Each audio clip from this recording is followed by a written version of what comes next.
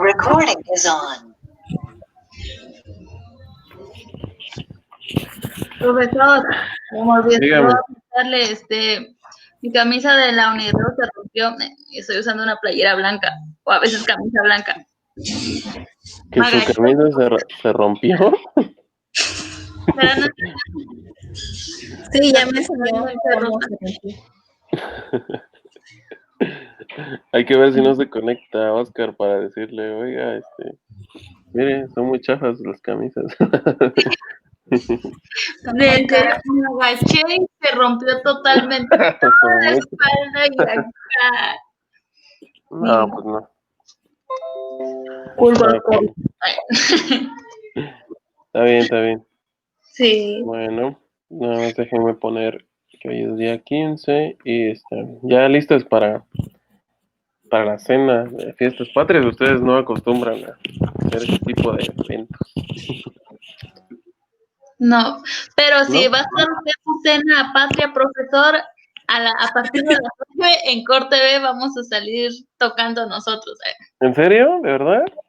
Sí, para que nos vea. Órale, qué padre. ¿En dónde van a estar? ¿Allá en el palacio o qué? En el, no sé cómo se llama, el que está en el llano, el teatro, Ah, ok. no sé cómo se llama, pero ahí, Juárez, El Teatro Juárez. Ujú. Ajá, ahí, a partir de las 9, por si van en la cena ahí con su pozole y escuchando Perfecto. Ah, no, Sí, pues qué bueno que me dices. Entonces, a las 9. a partir de las 9. Van a salir Ok. otros mariachis, pero vas a ver cuál es el nuestro, porque hay Pero, salud. pero el mero bueno es el mío, dicen, ¿no? Está Claro. bien. Órale. Ah, no, pues perfecto, está bien, muy bien. Sí. ¿Pero es en vivo? Mande, ¿Es sí, en van a vivo? hacer la transmisión en vivo. Ya lo Ah. grabamos, pero lo van a poner en vivo. Ah, ok. A eso me refería, que si ibas a estar ahí ahorita en el Teatro Juárez. Ah, rayos, ya me plateé. No, ya no se Sí, spoilean. no puede ser. Está bien. No, pues gracias por la invitación. Sí, Perfecto. ahí nos ven. Hecho. Bien. Pues vamos a aprovechar para que ahorita nos vayamos temprano. Les voy a compartir la presentación de hoy.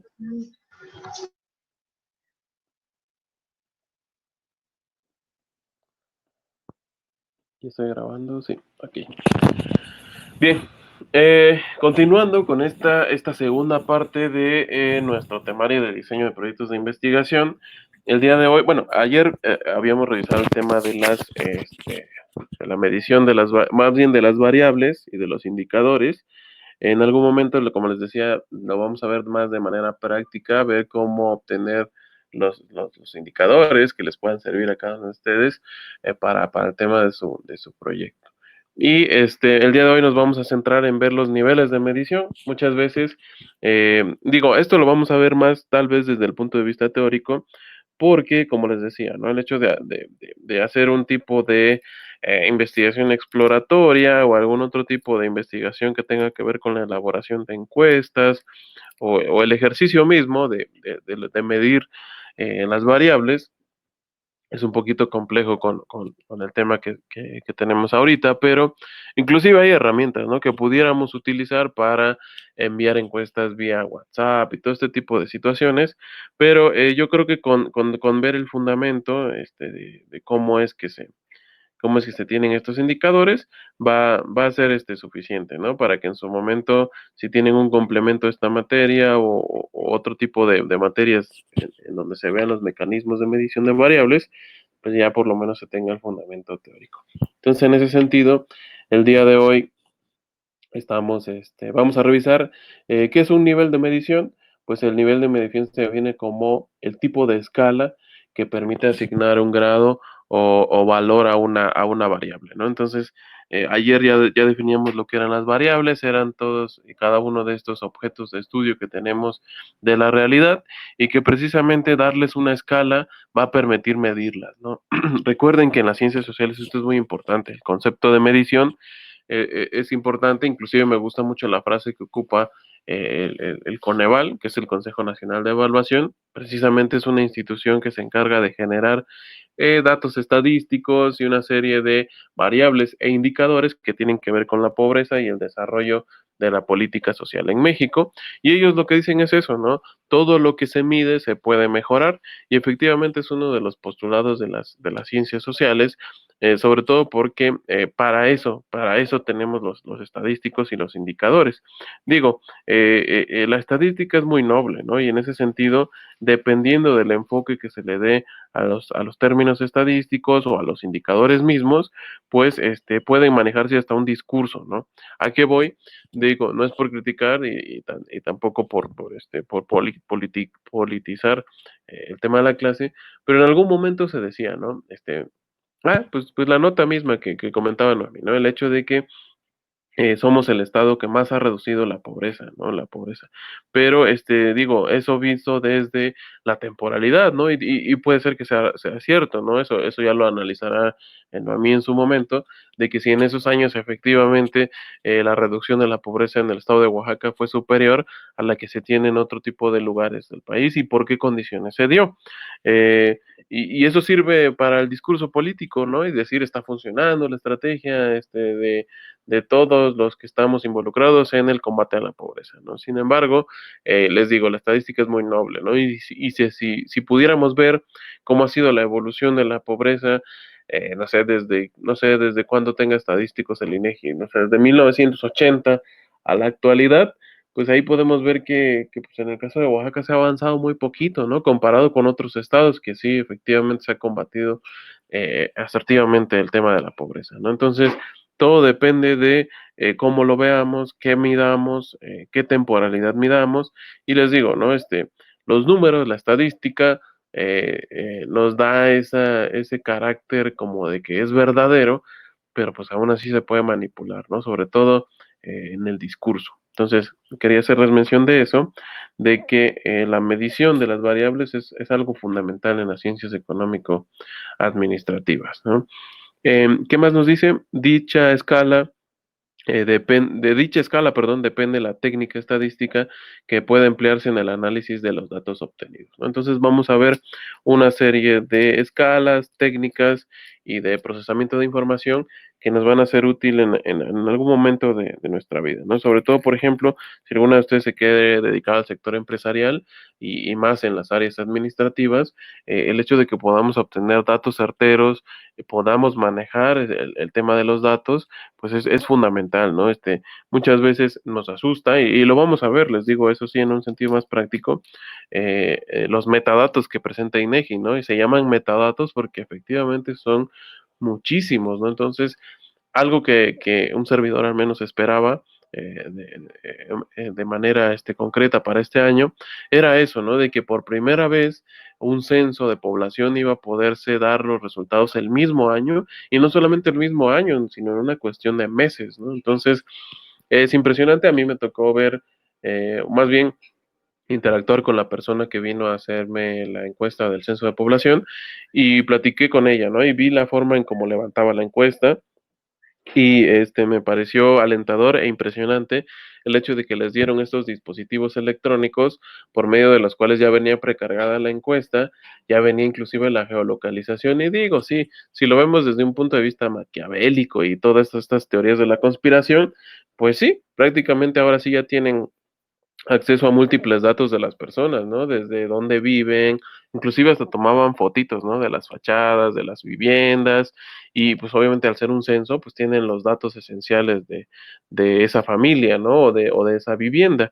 Pero bueno, dejando de lado ese sentido maquiavélico, pues se me hizo impresionante, ¿no? Que se desarrollaran o si ya se pudiera poner en práctica el tema de las tecnologías de la información con estos dispositivos para levantar la encuesta, ¿no? Del censo de población, e inclusive podría marcar un paradigma. Antes era muy costoso, digo, sigue siéndolo, porque sí se tuvieron que pagar, incluso, empleos temporales a todas estas personas, y sigue siendo difícil la labor que ellos realizan, ¿no? Entonces, a la persona que le tocó tal vez aquí en el fraccionamiento donde yo vivo, pues es una zona suburbana, ¿no? Entonces no hay tantos problemas, pero veíamos imágenes, o yo vi imágenes en las redes sociales de las personas de INEGI que pues, inclusive se tenían que trasladar entre ríos, lanchas, subir ahí a las comunidades más alejadas, con tal de hacer el ejercicio lo más cercano posible, ¿no? A la realidad.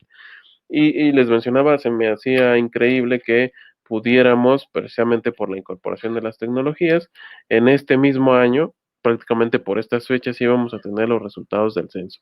Se nos cruzó la pandemia, se tuvo al menos demorar un poco más el tema del censo de población, inclusive pues yo ya no sé si a ciencia cierta el ejercicio va a ser real o por el tema de la contingencia, pues ya se va a sacar una muestra, como siempre se hace, de los datos estadísticos, pero pues ojalá que se marque un paradigma, ¿no? Y que de aquí a 5 años, cuando se haga la encuesta intercensal, pues ya el tema de la pandemia quede superado y podemos poner el ejercicio de una manera más real, ¿no?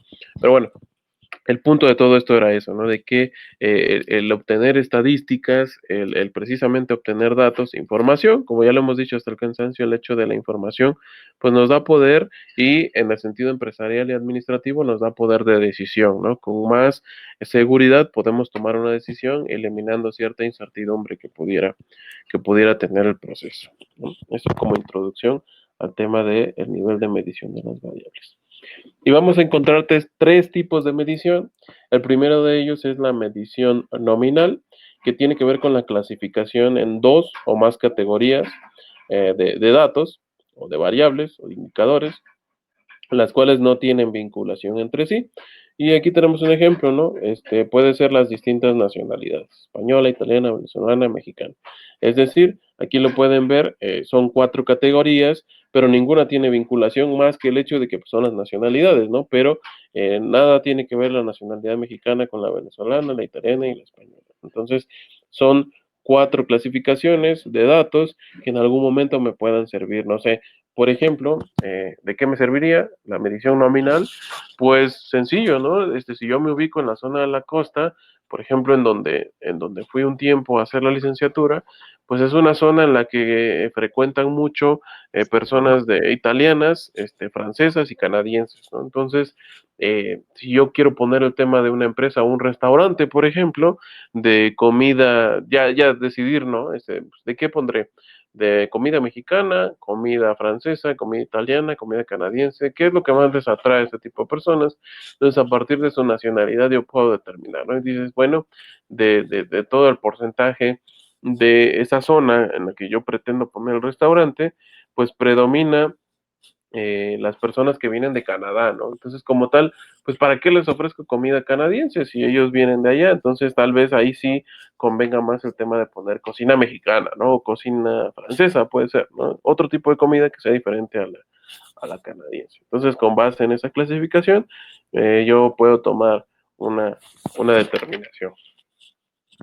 Otro ejemplo es la clasificación del personal que labora en una institución.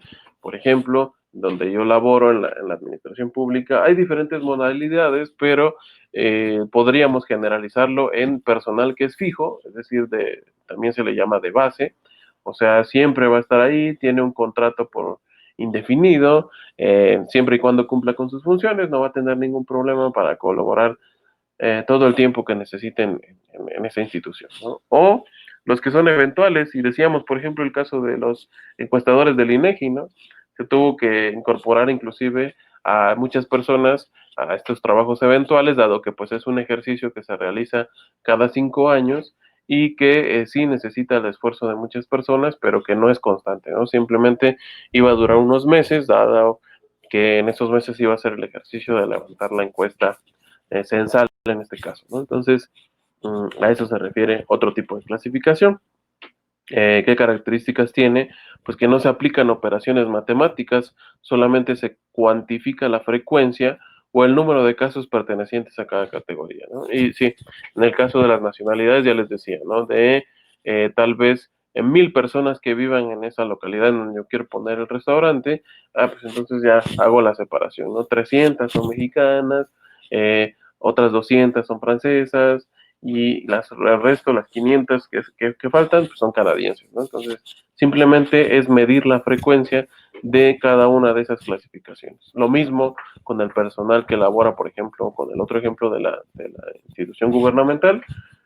Puede ser que el personal fijo del gobierno del estado sea de 35,000 empleados, mientras que el eventual, pues, sea de 10,000 por temporada, ¿no? Entonces, de eso me sirve, ¿no? De decir, pues mira, en cuestiones administrativas, pues ya tienes asumido que mínimo de nómina vas a tener que cubrir al personal fijo, ¿no? 35,000 salarios, tienes que tenerlos en cuenta precisamente porque es personal que sí o sí va a estar ahí colaborando con la dependencia y ya dependiendo de las características, de las actividades que se desarrollen en ese año, en ese ejercicio presupuestal, pues ya tú vas a tomar en cuenta el tema del personal eventual, ¿no? Entonces es algo que no es repetitivo, puede ser que haya un año que ni siquiera tenga personal eventual, si lo quieren ver desde el punto de vista mensual, por ejemplo, gobierno del estado, cuando realiza el tema de la Guelaguetza y que es julio, que es un mes bastante movido en cuestiones gubernamentales e inclusive de organización de eventos, pues se contrata mucho personal eventual, ¿no? Porque hay que montar escenarios, hay que desarrollar una serie de actividades, las cuales precisamente tienen que ver con la contratación de personas que normalmente no se hacen, ¿no? Pero pues, es por un periodo de tiempo corto o ya establecido, ¿no? Entonces, a eso se refiere la primera opción de medición, que es la medición nominal. La segunda es la medición ordinal y precisamente establece un orden jerárquico entre las variables cualitativas o las categorías, ¿no? Entonces, al igual que en el nivel nominal, únicamente se realizan distribuciones de frecuencias que pueden ser absolutas o relativas. Las relativas son los porcentajes, por eso lo dejé entre paréntesis, en cada categoría. Entonces, tenemos un ejemplo. Digo, yo les pongo el ejemplo de la administración pública porque pues, es lo que tengo más cercano y les puedo dar el ejemplo concreto. Pero pues ahorita buscamos otro, ¿no? Entonces puede ser el escalafón del personal gubernamental. Digo, no puse, por ejemplo, al titular del Ejecutivo, ¿no? Al gobernador, porque pues es uno, entonces la frecuencia va a ser uno, ¿no? Al menos del Estado. Pero pues dentro de toda la estructura gubernamental del Estado, pues encontramos secretarios, ¿no? Dentro del orden jerárquico. Recuerden que en el tema nominal la jerarquía es indispensable para entender el proceso de orden que tiene, ¿no? Entonces, se comienza por el tema de la jerarquía, el tema de los secretarios, le siguen los subsecretarios de manera general, los directores, subdirectores, coordinadores, jefes de unidad, jefes de departamento, jefes de oficina, personal de contrato y personal eventual, así de manera general. La organización es mucho más compleja y tiene muchos más puestos de trabajo, pero para entender la esencia de la medición ordinal es precisamente así, ¿no?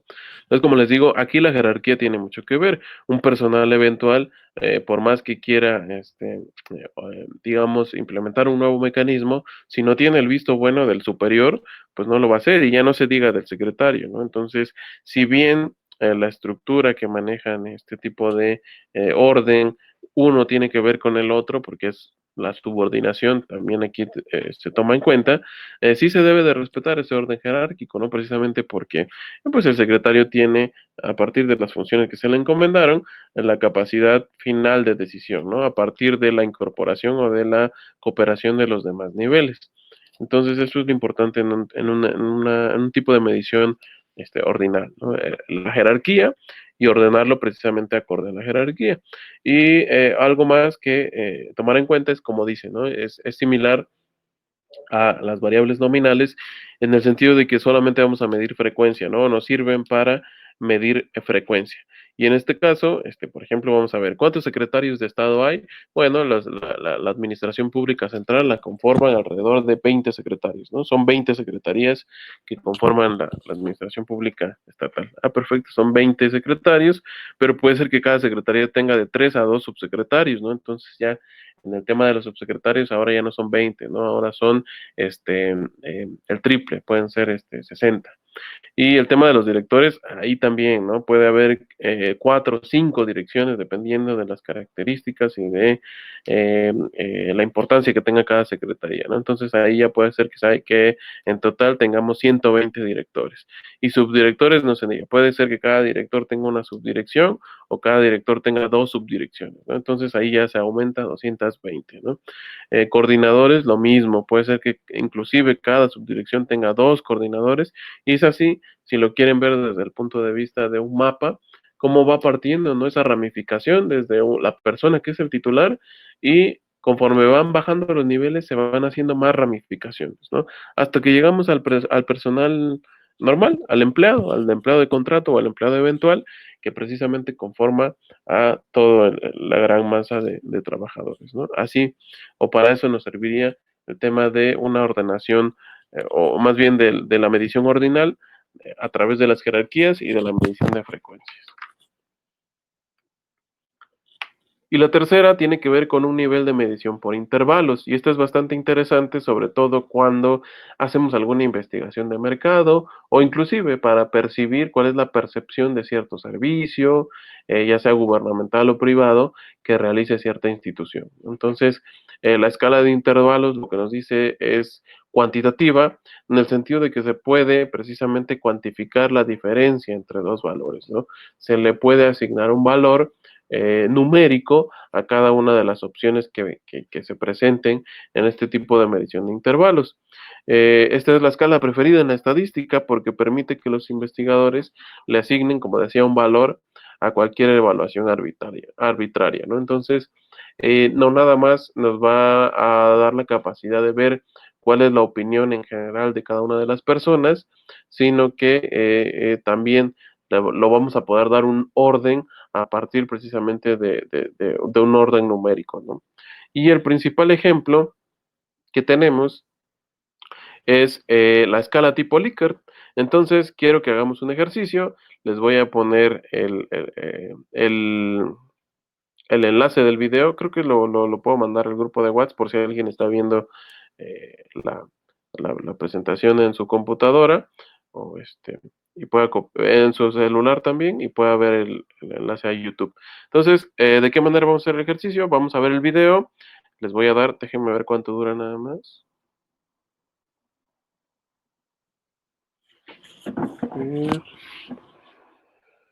Mm,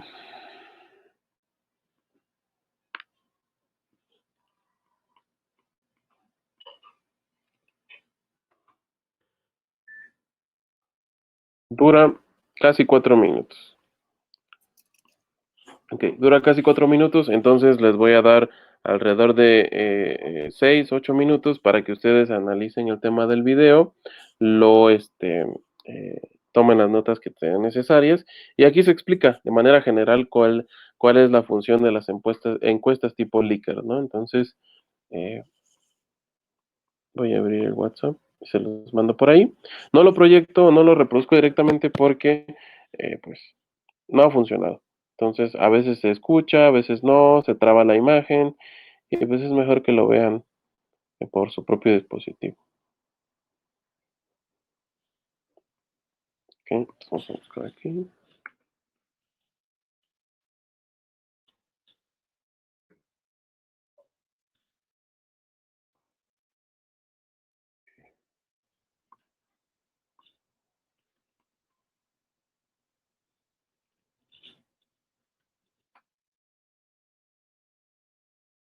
Listo.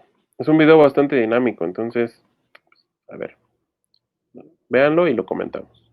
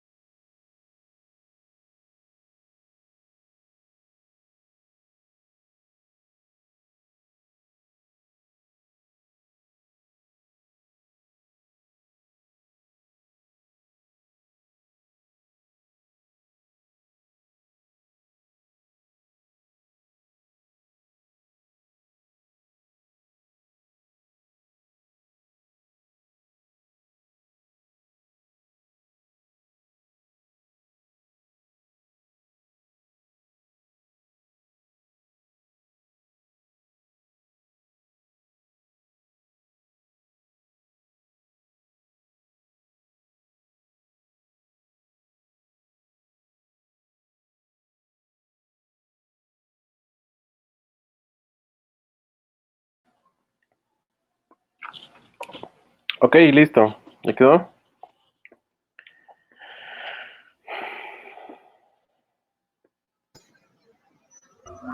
Sí, Ya. Ok. A ver, entonces, ¿quién me puede decir qué entendió por la escala Likert? ¿Qué es o qué mide? ¿O para qué sirve?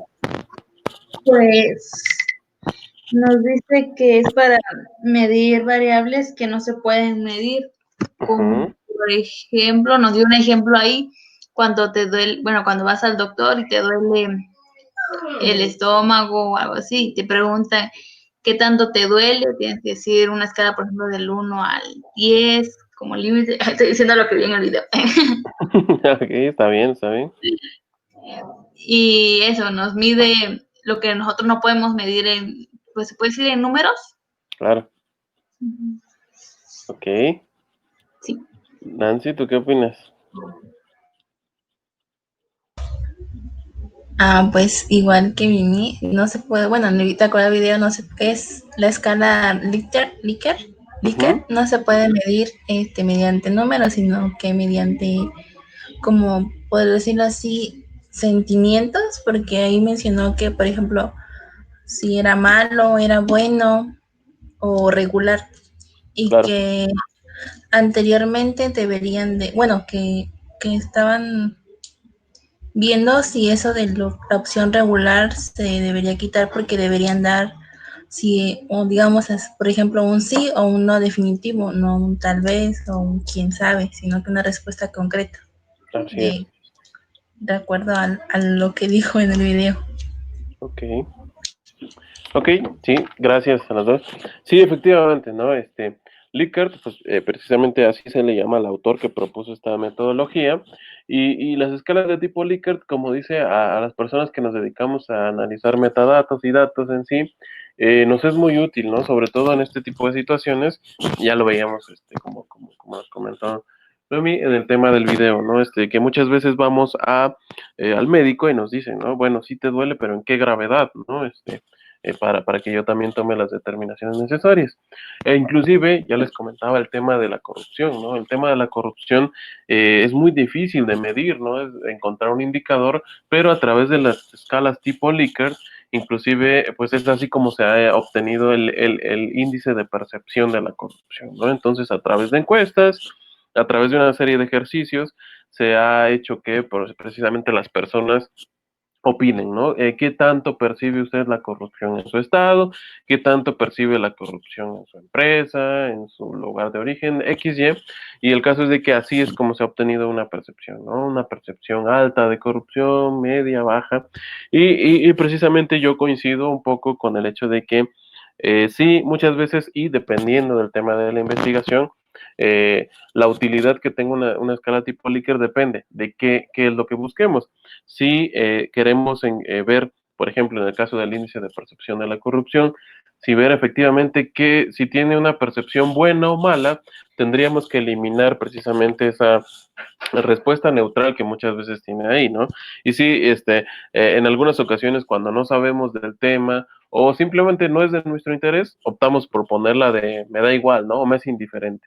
Entonces, digo, la escala tipo Likert nos permite tener este tipo de opciones, pero que muchas veces en el sentido estadístico a veces no sirven, ¿no? Otras veces sí, dependiendo, les digo, de la forma en cómo se vaya a proyectar el tema de la escala, ¿no? Y que estemos buscando. Aquí tengo entonces, como tal, la utilidad que tiene la escala tipo Likert se utiliza pues para cuestionar a una persona sobre su nivel de acuerdo o desacuerdo con una declaración, ¿no? Entonces, de manera general, así se puede definir el tema de usar la escala tipo Likert. Sirve principalmente pues para realizar mediciones y conocer el grado de conformidad de una persona o de un encuestado hacia determinada oración afirmativa o negativa, ¿no? Entonces, precisamente algo importante que mencionaba el video era eso, ¿no? De que muchas veces hay situaciones que no podemos medir o no hay un indicador y sí necesitamos saber la perceptibilidad que tienen las personas sobre ellas, ¿no? Y es por eso que es muy importante este tipo de escalas. Las respuestas pueden ser ofrecidas en diferentes niveles de medición. permitiendo escalas de 5, 7 y 9 elementos, ¿no? Que es lo que decía también el video, que de preferencia se deben hacer impares, precisamente para que la persona pueda responder de la manera más realista que se pueda, ¿no? Por eso se le da una salida, yo le llamo así, cuando realizas una encuesta tipo Likert y pones una encuesta media, ¿no? Por eso se pide que sean impares, ¿no? Aunque, como bien menciona el video, otros autores ya más en cuanto a estadística descriptiva, dicen que no, que la mejor es de 4 elementos, ¿no? Precisamente porque vas a medir tanto lo positivo como lo negativo y en qué grado, ¿no? Por ejemplo, en el esquema que tengo aquí, puede ser que si tuviéramos solamente el aspecto verde y rojo, pues podríamos decir, ¿no? ¿Qué percepción tiene de que el gobierno del estado de Oaxaca es muy corrupto? Ah, pues yo estoy algo de acuerdo. Ah, es en un sentido positivo sobre que sí existe el tema de la corrupción, pero en un grado bajo, ¿no? No tan alto. Entonces, eso nos da ciertos parámetros, ciertos rubros, ¿no? Entonces, precisamente por eso algunos autores dicen que debe de ser de 4 elementos, pero pues por lo regular son 5, 7 y hasta 9 precisamente para darle una salida a las personas, ¿no? Y tener ahí esa parte en las que tratan de ser neutrales. Siempre, como lo dice, siempre se debe de tener un elemento neutral, pues para ese tipo de personas, ¿no? Y ahí está, así es como se ve una escala de tipo Likert, precisamente, tal vez muchos de ustedes ya hayan participado en alguna, precisamente que tenga que ver con algún estudio de mercado o algo por el estilo, ¿no? Entonces les digo, la importancia radica en que es una forma de medir numéricamente alguna percepción que se tenga sobre algún tema, ¿no? Entonces, ahí lo tiene. Profesor, por ejemplo, en Walmart, cuando estás pagando y todo eso, está como que ponen una tableta. Y ahí donde Cierto. igual te preguntan qué tal te atendieron y aparecen una carita triste, una carita media, una carita feliz. ¿Esa es la escala de Likert? Así es, exactamente, ¿no? Tienes mucha razón, y esa es una aplicación de la escala de Likert. Sí, efectivamente, digo yo. Yo aquí cerquita tengo, pero un bodega horrera, entonces igual, ¿no? Hay una caja específica que tiene, como dices, esa tablet, ¿no? Y ahí sí me ha tocado inclusive ahí poner mi encuesta, ¿no? De que qué tan satisfactoria fue mi experiencia de visitar el Bodega Horrera. Y sí, efectivamente, esa es una forma de escala de Likert, ¿no? Ahí con las caritas, incluso, son 3, ¿no? Por lo regular. Una neutral y una positiva y una negativa, ¿no? Entonces, efectivamente, es una forma de aplicación de una escala de Likert.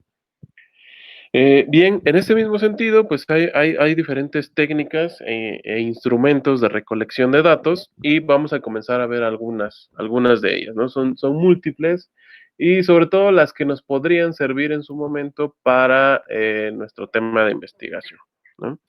Entonces, una técnica de investigación se define como un procedimiento o forma particular de obtener datos e información, ¿no? Y hay múltiples, les digo, muchísimas técnicas, pero al menos nosotros que vamos a hacer una investigación de tipo documental, descriptiva, ya lo hemos dicho también, pues precisamente aquí están 2 técnicas que puede hacer. Tal cual, un análisis documental, que es lo que me gustaría que hiciéramos, ese es el ejercicio que vamos a tratar de hacer en la materia, de que a través de lo que otros autores han dicho, han realizado, han publicado, han subido a internet, precisamente a partir de esas opiniones o de esas teorías o de todos esos conceptos, nosotros vamos a realizar nuestra investigación descriptiva, ¿no? Y mediante qué instrumentos, esto de manera teóricamente, mediante qué instrumentos se manifiesta la técnica de análisis documental, pues a través de fichas o dentro de una computadora, ¿no? Digo, fichas en el sentido de cómo se realizaba antes, ¿no? De manera general así era, tú ibas a una biblioteca y precisamente el hecho de tener una ficha bibliográfica te permitía eso, ¿no? De que para que cuando tuvieras que citar el tema de tu autor y otra, porque si tenías que regresar a buscar más información sobre ese mismo libro, ¿no? Entonces, inclusive me recuerdo que no sé si a ustedes les tocó, pero a mí en la secundaria había un taller específico de bibliografía, ¿no? Para el manejo de los recursos bibliográficos. Digo, actualmente el tema de la computadora, pues ya vino a modificar todo eso, ¿no? Y ya prácticamente los que van a una biblioteca, pues ya son muy contadas las personas, ¿no? Sobre todo a buscar información, más que nada, ¿no? Entonces, Les digo, hubiera sido un ejercicio muy padre el poder haber ido a la Biblioteca Pública Central. No sé si alguna de ustedes ha ido. Es un edificio muy bonito y además, pues es un ambiente muy bueno para trabajar, ¿no? Bastante tranquilo y sobre todo en términos de estudios que tengan que ver con el estado de Oaxaca o inclusive, bibliografía en general, pues manejan ahí todo un gran acervo, digo, es la Biblioteca Pública Central, entonces sí cuenta con varios recursos, ¿no? Entonces, en ese sentido, ahí, por ejemplo, cuando vas, el bibliotecario te pide que anotes precisamente el título del libro, el autor, y sigas ciertos parámetros, ¿no? Para solicitar un libro, así como para llevártelo. Entonces, eso es un procedimiento bastante interesante, ¿no? Que me hubiera gustado que pudiéramos realizar. Lamentablemente, hasta donde sé, la biblioteca sigue cerrada y el tema de visitar este tipo de espacios públicos pues sigue limitado, ¿no? Pero pues, ojalá en algún momento ustedes, por propio interés, se puedan dar una vuelta.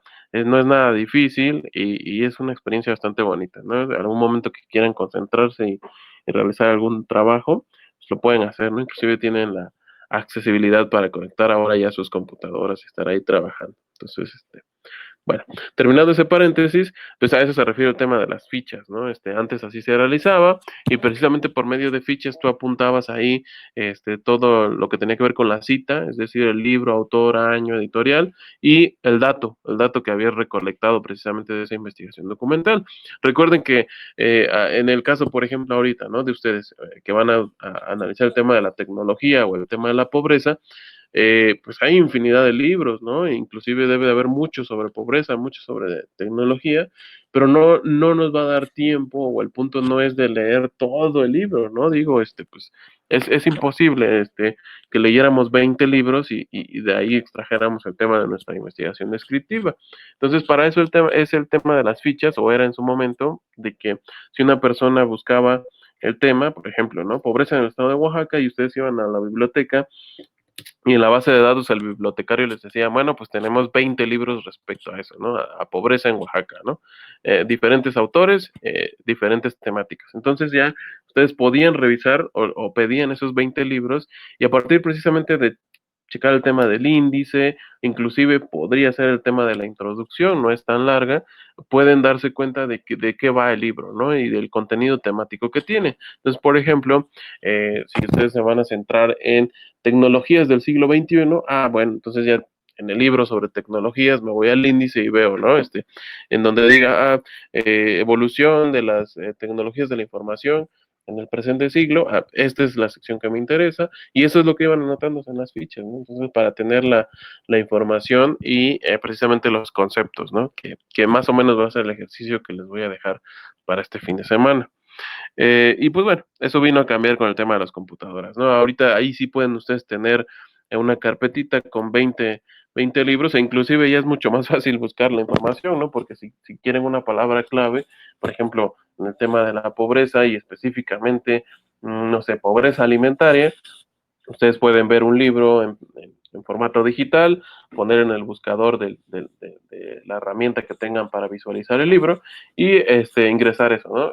Pobreza extrema. Y ¡pum! Ya les van a salir inclusive marcadas las palabras y ustedes ya se pueden ir directamente a la sección en la que venga el concepto y en las que les va a ser de utilidad, ¿no? Entonces ha sido un avance, si bien el tema de la investigación, el hecho de incorporar las tecnologías de la información. Y otro tipo de técnicas, pues son las que tienen que ver con el análisis de contenido, ¿no? Un cuadro de registro y clasificación por las categorías.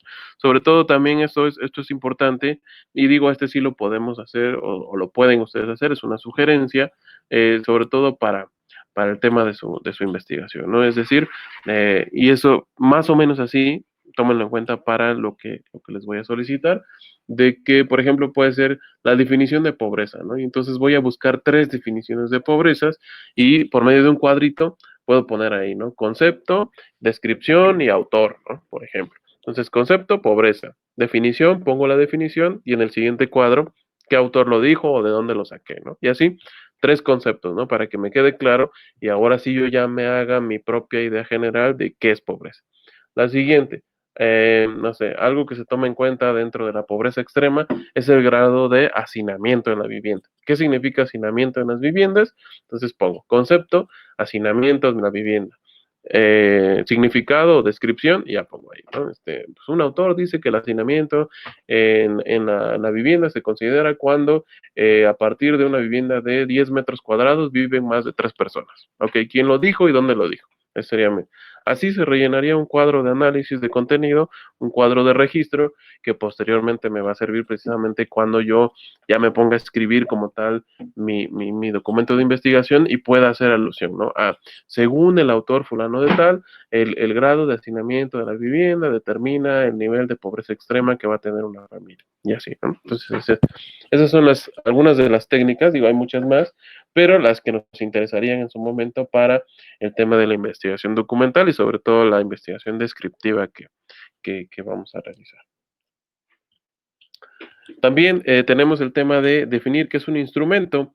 Un instrumento es la aplicación de una técnica que pues conduce a la obtención de información, ¿no? Entonces, lo cual debe ser guardada en un medio material, de manera que los datos pues, después puedan ser recuperados, procesados, analizados e interpretados, ¿no? Entonces, en ese sentido, viene aquí que la recolección de datos de cualquier tipo puede ser a través de un dispositivo o un formato, es decir, en papel o en digital, ¿no? Entonces, actualmente, o yo les puedo dar mi punto de vista personal, cuando tomo clase, en estas últimas clases de posgrado que he estado tomando, pues inclusive ya hasta ni hago uso de mi libreta, ¿no?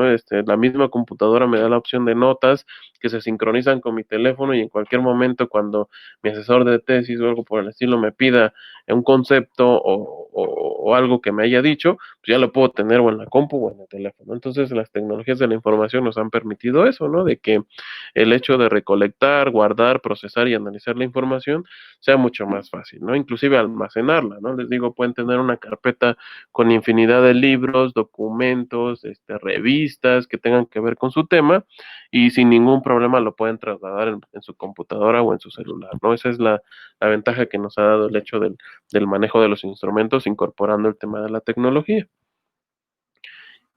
Algunos instrumentos pueden ser un cuestionario, que es una estructura donde quedan registradas las respuestas suministradas por el encuestado. Digo, esto es de manera teórica lo que nos daría una investigación, por ejemplo, exploratoria, ¿no? Algún concepto, algún indicador, como lo hemos visto, que no exista y que yo lo necesite, ¿no? Lo puedo obtener a través de un cuestionario. Una libreta, bueno, hablando de manera general y antigua, pues era donde el investigador iba anotando todo, ¿no? Pero yo ya les puse el ejemplo que pues, inclusive ya ni se usa este tipo de instrumentos. Computadora, pues unidades de almacenaje, ¿no? Disco duro, CDs, memorias, pues, ahorita ya los CDs inclusive hasta ya quedaron obsoletos, pero el hecho de las memorias portátiles o estas micro SDs, ¿no? Que inclusive ya son el tema de que se manejan con 1 tera de memoria, ¿no? Ya es increíble lo que se puede almacenar en un dispositivo tan pequeño u otros como cámaras fotográficas, video o grabadores de audio, ¿no? En algún momento si estamos analizando o desarrollando algún tipo de investigación cualitativa, en la cual por medio de entrevistas vamos a determinar cierto problema sociológico, pues tenemos que hacer uso de una cámara de video o de grabar sonido, precisamente para justificar el tema de nuestra investigación. Pues hasta aquí yo dejaría la sesión de hoy. No sé si hay algún comentario al respecto. Quedó más o menos claro el tema de la sesión. Si lo hay, me pueden decir. Y si no, les comento, ¿no? Les dejé ahí el tema de la descripción de sus objetivos. ¿Qué es lo que busco? Precisamente así como les dije con el cuadro de clasificación, una de las herramientas que vimos el día de hoy, quiero que por lo menos, bueno, dentro de sus objetivos, ya los leyeron ayer, identifiquen estos conceptos, ¿no? Como les digo, cuando yo les pregunte qué es pobreza, o al menos lo sepan plasmar en su documento. Entonces el ejercicio va a ser ese, ¿no? Elaborar un cuadrito muy sencillo, como les decía, puede ser concepto, descripción y autor y de dónde lo encontraron, ¿no? Inclusive si puede ser una columna diferente o en la misma del autor, como ustedes gusten, lo pueden hacer, al grado de que puedan poner 3 autores, 3 conceptos, ¿no? Y como les decía, bueno, se me vino a la mente lo más rápido fue el tema de la pobreza, ¿no? Pero pobreza, ¿qué es pobreza? Bueno, el tema de la pobreza lo desarrolla el doctor Ross Bosch. Ross Bosch dice que la pobreza es esto. Ok. Otro autor, Julio Camigni. Bueno, Julio Camigni dice que la pobreza se define como, ya. Entonces, quiero que hagan ese ejercicio a partir de lo que pusieron como objetivo general y objetivo específico. No tiene un límite de cuántos conceptos quiero o cuántos términos quiero.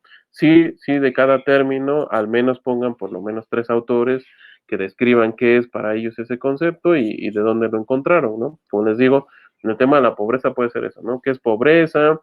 Este, por ahí, no recuerdo ahorita a la mano, no tengo el tema de cuál era el objetivo general, por ejemplo, del trabajo de NEMI. En el caso de Nancy, por ejemplo, puede ser qué es la tecnología, ¿no? ¿Cómo se define o qué se entiende por tecnología? ¿Qué se entiende por redes sociales, por ejemplo? ¿Qué se entiende por sociedad del conocimiento? Entonces, así, ¿no? Por ejemplo, ahí ya tienes 3 conceptos y de cada concepto al menos 3 autores, ¿no? ¿Cómo lo definen? ¿Cómo se define? Cómo lo define el diccionario mismo, ¿no? Puede ser uno de ellos, ¿no? Entonces, ese sería el trabajo a desarrollar, porque pues, mañana no tenemos clase, ¿no? Entonces, yo creo que tienen tiempo para hacer un pequeño cuadrito y lo discutamos la siguiente semana, ¿ok? Entonces, lo que vamos a enviar es un cuadro donde pongamos definiciones de lo que estamos trabajando, del Así tema. es, ahí le puse que a partir de sus objetivos y de sus objetivos específicos. Entonces lean sus objetivos y a partir de ahí digan, mira, aquí hay un concepto, pobreza, ¿no? O en el caso de Nancy, tecnología, ¿qué es la tecnología, ¿no? Y así, ¿no? A partir del objetivo y de los objetivos específicos. Bueno. ¿Ok? ¿Y hasta cuándo tendríamos límite para entregarlo? Hasta el domingo. Ok. ¿Ok? Cualquier duda, ya saben, pues, me escriben y lo revisamos, ¿va? Sí, está bien. Ok, perfecto, pues entonces nos vemos la próxima semana y pues cuídense y no tomen mucho hoy en la noche. Mm. Está bien, Nos igualmente. vemos. Adiós. Adiós.